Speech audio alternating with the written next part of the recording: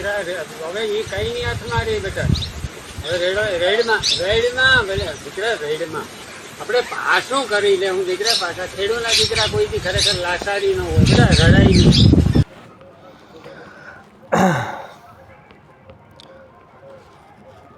આ વેદનાનો અહેસાસ કરવો કે કોઈને અહેસાસ કરાવવા માટે કોઈ શબ્દ તો નથી, પણ ખેડૂત માટે એક પંક્તિ જરૂર બોલીશ કે ખેડૂત એ ધરતીનો દીકરો, માટીમાંથી જીવન ઉગાડે, ધામ ચાયામાં મહેનત કરે, રાષ્ટ્રને અન્ન પૂરું પાડે.